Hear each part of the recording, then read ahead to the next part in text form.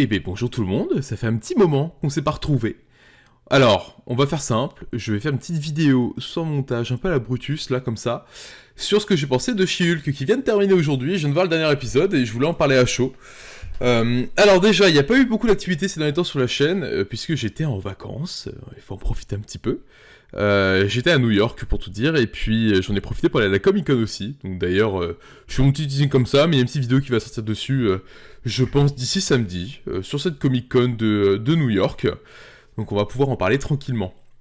Alors du coup, She-Hulk, donc ouais, je voulais faire une petite critique dessus. On me demandait souvent mon avis sur les séries Marvel de manière générale qui ont pu sortir quand j'ai démarré ma chaîne. Donc il y a eu Moon Knight aussi au tout départ. Mais aujourd'hui, on va parler que de She-Hulk. Alors, il y a beaucoup d'avis mitigés sur cette série. Il y a du positif, il y a du moins positif, il y a beaucoup de négatifs. J'avoue qu'aujourd'hui, je me trouve plus dans la team du négatif. Alors, pas entièrement. En fait, si je dois dire, alors il y a 9 épisodes. Si je devais dire concrètement ce que je pensais de chaque épisode, je dirais premier épisode, super. Deuxième épisode, très bien. Troisième, quatrième, cinquième, sixième, septième, c'était long. C'était très long à regarder. Et le huitième, génial. Et le neuvième, le dernier qui vient de sortir, surprenant, très surprenant. Pas mauvais, très surprenant. Dans un bon sens, c'est surprenant dans un bon sens. Donc voilà. Donc ouais, je suis en demi-teinte sur cette série-là. Je comprends ce qu'ils ont voulu faire, je comprends ce qu'ils ont voulu apporter au personnage, en faire une comédie juridique. Ouais, c'est très bien compris. Est-ce que nous, c'est ce qu'on attendait en tant que fans? Ça, je suis moins sûr. Je suis moins sûr que c'était vraiment notre attente sur la série. Après, c'est un choix voilà, qui a le mérite d'avoir été fait et qui est surprenant et qui change de ce qu'on a pu connaître dans le MCU. Alors, justement, ils en parlent dans ce dernier épisode-là. Je vais spoiler le dernier épisode, évidemment, parce qu'il vient de sortir et que je l'ai vu et que je dois en parler. Mais alors, c'est quelque chose qui change. Comment dire, ils en parlent, hein, ils disent concrètement dans le dernier épisode que tout ce qui a été fait dans Marvel jusqu'ici se ressemble, que c'est souvent les mêmes fins, que c'est souvent les mêmes thématiques, les mêmes problèmes de famille, les mêmes problèmes de super-héros tous les jours, des grosses bastons, voilà, et quelque chose qu'ils ont voulu apporter quelque chose de complètement différent. Donc en fait, ils répondent aux fans en disant que si vous aimez pas, on a voulu faire différent en fait. Alors, moi la question que je me pose, j'ai pas regardé, ce serait une bonne question. Est-ce qu'ils ont tourné l'épisode 9 avant que la série sorte et avant toutes les critiques, ou est-ce qu'ils ont fait l'épisode 9 après le début? Parce que là, vu comme ça, pour moi, ils répondent très clairement aux critiques qu'il y a pu avoir à l'épisode 1, 2, 3 au début, quoi. Ou alors, soit ils ont tout anticipé en se disant non mais c'est sûr qu'on va se faire attaquer dessus, et vous savez quoi, on fait un épisode où voilà, on le répond cash. Et je trouve ça super génial et super audacieux de leur part. Soit, voilà, bon. Alors, je suis pas un grand fan des séries Marvel de manière générale. WandaVision, j'avais bien apprécié. Étonnamment, Falcon et Winter Soldier, j'avais adoré, alors que c'est très critiqué. Loki, j'avais apprécié, je trouvais ça un peu lent, mais c'était bien. What If, j'ai surkiffé. What If, voilà, c'est ma série coup de cœur. Après, les séries un peu plus récentes, je dois en oublier là, parce que je fais ça rapidement, mais tout ce qui est Miss Marvel, c'était... ça changeait, c'était quelconque, on va dire pour moi. Moon Knight, j'ai adoré le début, j'ai détesté la fin, alors à un point énorme, j'ai vraiment très très déçu de la fin, et là, She-Hulk, bon, comme je disais, en demi-teinte. Donc je suis pas un très grand fan des séries Marvel, je sais que ça a perdu beaucoup de monde, et je trouve que Marvel s'éparpille beaucoup trop. C'est mon avis. Là, dans She-Hulk, par exemple, effectivement, on introduit She-Hulk, mais pas que. Pas que. Alors, effectivement, on voit Daredevil, on voit l'Abomination, on voit Wong, mais pas que. En fait, ça introduit... C'est la série qui introduit le concept de surhumain assez courant, finalement, dans la vie de tous les jours chez Marvel, avec Mister Immortal, avec Bullman, qu'on a pu voir, avec l'autre, là, je sais pas comment il s'appelle, le Toréador, là... voilà, et tout le petit groupe, au final, qui était à côté... en fait, on se rend compte que les surhumains sont parmi nous dans la société. Alors, c'est très clairement un concept à la fois des inhumains, mais plus des mutants qui sont en train d'être introduits. D'ailleurs, la petite référence à Wolverine dans l'épisode 8, dans l'épisode 2, 3, je sais plus, 2 peut-être, où on voit la note dans le journal, enfin pas sur le journal, sur la page web, avec un homme avec des griffes se bat dans un bar. J'ai fait une vidéo dessus sur ce sujet-là. Donc ouais, les mutants sont très clairement introduits. Et c'est pas plus mal, moi je suis très content de voir qu'on voit tout ça, mais en fait c'est tellement... Ils abordent ça comme un sujet très commun quelque part, et je trouve que c'est un sujet qui est tellement important dans le MCU, que est-ce que l'adapter dans une série comique, c'était vraiment le bon choix, tu vois, quelque part. Je trouve que c'est bien, parce que le fait que ce soit comique, ça apporte... Parce que ça aurait été dans un film ou dans un truc avec beaucoup d'action, on aurait été obligé de les mettre en... Tu vois, Mister Immortal, on aurait été obligé de le mettre au milieu d'une scène de bagarre, se faire déchiqueter en deux et se régénérer, tu vois. Ça aurait pas apporté le même effet comique qu'un mec qui veut divorcer de ses femmes en trouvant le moyen de se suicider, ce qui est plutôt pas mal, parce que ça... Comment dire, c'est jouer sur le pouvoir du personnage et de manière assez intéressante, je trouve. Mais... Et j'espère, on va dire, que ce concept-là sera abordé dans d'autres séries et pas que dans She-Hulk, parce que ça a vraiment Enfin, faut vraiment l'aborder ailleurs, quoi. C'est trop important pour moi pour ne pas l'aborder. Mais voilà, de manière générale, je trouve que ça... Je trouve qu'il y a eu beaucoup de teas aussi, un peu décevants. Par exemple, l'Abomination, qui disparaît pas du tout, pardon, mais qui... comment dire ? Enfin, on utilise l'Abomination et qu'elle parle de ses âmes sœurs et compagnie, et tous là, oh mon dieu, Thunderbolt, c'est bon, c'est parti, c'est annoncé. On s'est tous excités pour rien parce que c'était clairement un levier comique, alors que j'avais dit en plus en vidéo, j'espère que ce sera pas un levier comique, et bah, si, bien joué. J'aurais mieux fait de me taire. Donc ça, un peu déçu. Alors, à la fin, dans l'épisode 9, il part avec Wong. On va voir ce que ça donne, espérons qu'il réapparaisse dans Thunderbolt, ce serait plutôt bien, surtout que le casting ne fait pas rêver. Donc bon, j'ai hâte de voir ça.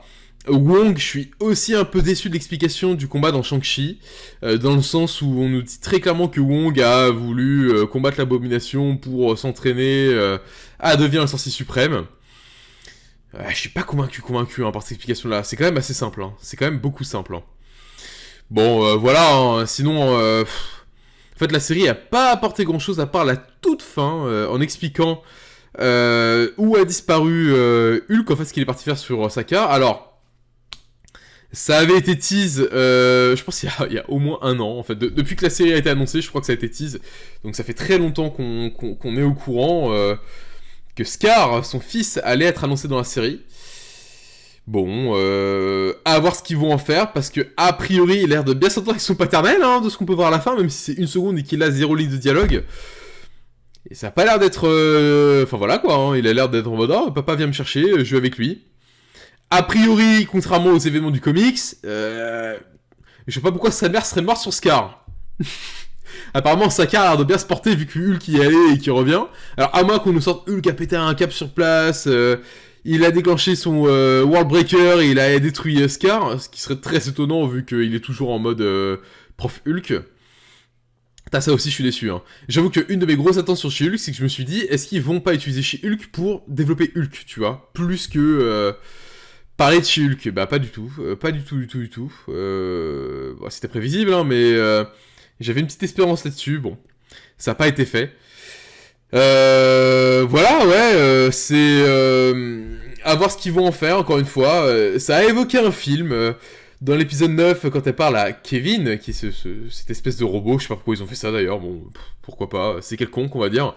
Mais quand elle parle à ce robot et qu'elle dit « Non, je veux pas savoir pourquoi mon cousin est parti sur Sakaar, gardez-le pour un film », ah, ça me donne un petit espoir quand même, hein. Ça me donne un petit espoir d'un film centré sur Hulk, surtout que, et j'avais parlé dans une vidéo précédente également, que apparemment Marvel devait retrouver les droits sur Hulk en mi-2023, donc parce que là les droits appartiennent à Universal Pictures, si je raconte pas de bêtises, j'ai un trou de mémoire sur qui possède les droits, mais je crois que c'est Universal Pictures, donc ce serait bien qu'ils fassent un film sur Hulk, putain, et avec une vraie évolution, parce que waouh, on l'aura attendu cette évolution là. Hein. Mais voilà, bah, She-Hulk de manière générale, je suis mitigé, je vais parler d'Daredevil aussi parce que j'en ai pas parlé, mais trop bien. On va dire que c'est une série juridique, hein, She-Hulk. Hein. On va dire que tous les moments de tribunal juridique, j'ai trouvé ça inintéressant, mais alors à un point un très haut point. Je trouve que c'était vraiment une parodie du système juridique actuel. Alors c'est peut-être complètement objectif, mais du coup j'ai pas trouvé ça sérieux du tout parce que bon, moi quand on parle de droit légal et compagnie, j'ai quand même une vision très sérieuse de la chose, tu vois. Et là, c'est quand même vachement tourné au ridicule. Le seul passage que j'ai trouvé génial, c'est le procès avec le styliste et Matt Murdock qui prend sa défense. Là, c'est trop bien, mais ça correspond aussi au Matt Murdock, donc trop bien. Alors, j'avais fait une vidéo aussi pour dire que Daredevil, je veux dire en anglais, sera un reboot. Alors, bah du coup, j'ai quelques doutes en fait. Alors, effectivement, Charlie Cox a évoqué,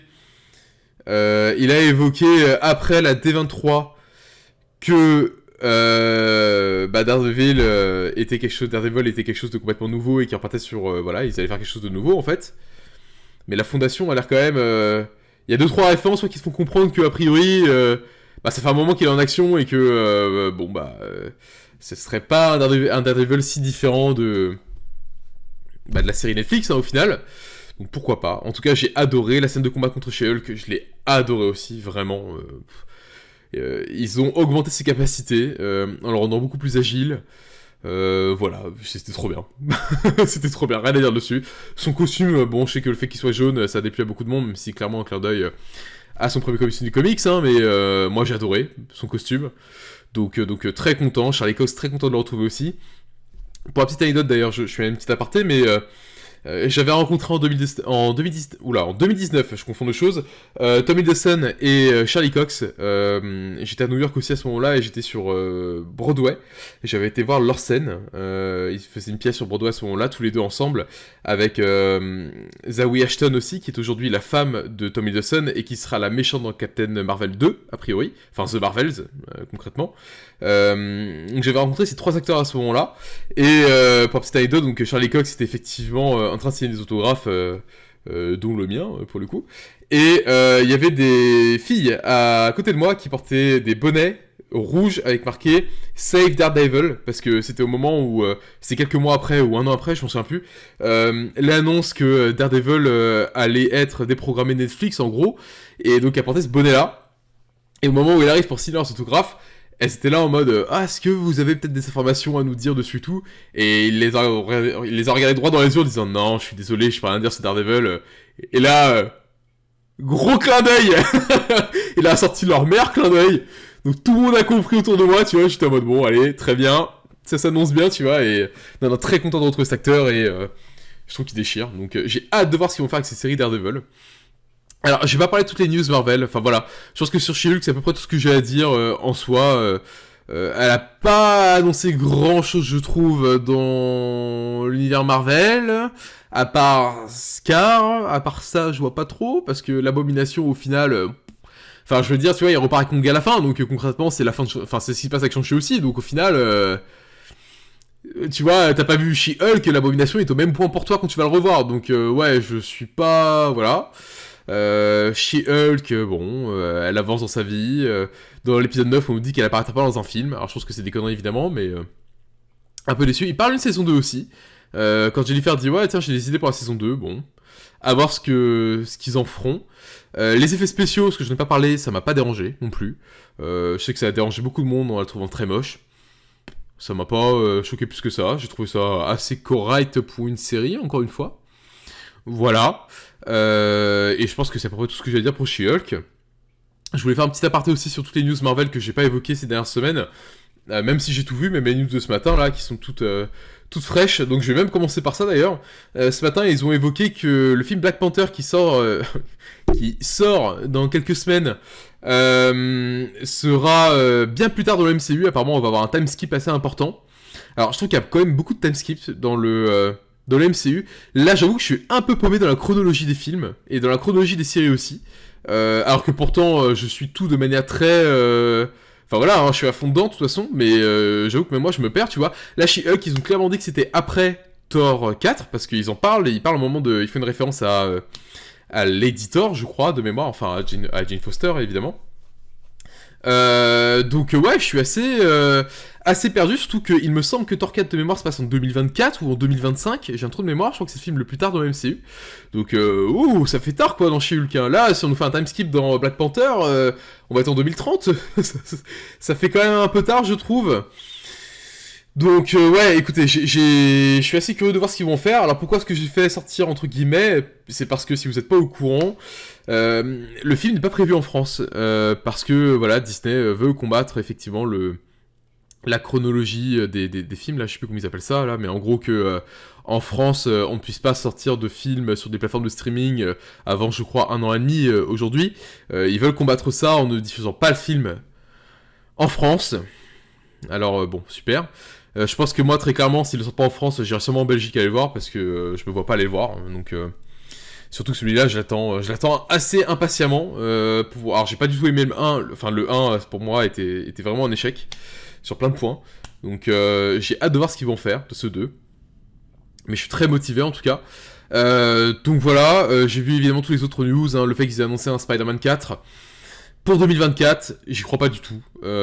J'y crois absolument pas. Même si Marvel a déplacé beaucoup de films dans son calendrier, ils ont déplacé Deadpool 3, ils ont déplacé Fantastic Four, ils ont déplacé Secret Wars de mémoire, qui sortent quasiment tous plusieurs mois plus tard, donc c'est souvent décalé à l'année suivante. Beaucoup pensent que c'est justement pour programmer, pour intercaler Spider-Man entre tout ça. Ça me paraît un peu bizarre. Bon, pourquoi pas. Surtout que pour moi, aujourd'hui, Marvel...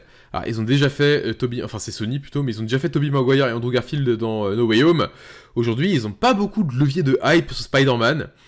Et parce que aujourd'hui sortir un film lambda sur Spider-Man, tu vas le voir, mais contrairement à ce qu'on a pu voir sur Tobey et Andrew, ça battra jamais. Donc les différents leviers de hype qu'ils peuvent avoir pour moi, c'est évidemment Venom, qui est l'attente numéro 1 sur le personnage. Il y a également Miles Morales, évidemment, qui sera très important. Et puis, à part ça, il n'y a pas grand-chose. Hein. À part Venom et Miles Morales, ou un costume noir, évidemment. À part, enfin, revient Tobey Andrew, mais bon, super, quoi. Je vois pas trop le truc. Ou évidemment, une Spider-Gwen. Et après, on tombe dans le multivers, quoi, tu vois. Dans le Spider-Verse, plutôt. Et le film Miles Morales, prochain film Miles Morales, qui va sortir... de Sony, là, le film d'animation, devrait traîner ce sujet-là. Donc voilà. Donc ouais, toutes ces news-là font à la fois plaisir et m'inquiètent un peu. J'ai vraiment hâte de voir ce qu'ils vont faire dans les prochains projets, mais là, j'avoue que ça devient très compliqué. Pour tout vous dire, je vais faire plusieurs vidéos qui vont retracer toute la chronologie du MCU en mode full spoil. Je vais vraiment raconter tout ce qui se passe depuis la création de l'univers dans le MCU qui nous expliquait dans Eternals jusqu'à ce qui se passe dans She-Hulk et voir dans Black Panther si c'est après. Donc ce sera plusieurs vidéos, je pense que je vais faire en plusieurs parties. Je pense que je vais faire... Alors je pense que je vais faire évidemment ce qui se passe avant donc la création de l'univers jusqu'à 1945. Puis je vais faire toute la phase 1, je pense. Puis après, voilà, avancer comme ça au fur et à mesure jusqu'à ce qui se passe aujourd'hui. Je pense que je vais plutôt le faire dans l'ordre chronologique, plutôt dans l'ordre des films ou dans l'ordre des phases, quoi. Donc voilà. À part ça, bah voilà, hein, She-Hulk, j'ai pas grand chose à dire. Si vous vous posez la question de savoir s'il faut regarder la série ou pas, je pense que c'est très dispensable. Je pense que regardez l'épisode 1, le 2, le 8 et le 9. Je pense que tout ce qu'il y a au milieu, on peut le zapper parce que c'est vraiment pas spécialement intéressant et ça tease vraiment pas grand chose non plus. Donc ouais, 1, 8, 1, 2, 8, 9, je pense que c'est vraiment les 4 épisodes qu'il faut regarder sur She-Hulk pour à peu près avancer, pas être déçu de la série et être introduit des choses les plus importantes. Voilà, bon bah écoutez, j'espère que vous avez apprécié déjà cette vidéo et puis dites-moi ce que vous avez pensé de la série dans les commentaires. Et puis je vais m'atteler à sortir les prochaines vidéos et reprendre un rythme constant vu que je suis de retour. Voilà, je vous dis à tous une très bonne journée et à très vite pour la prochaine vidéo. Salut!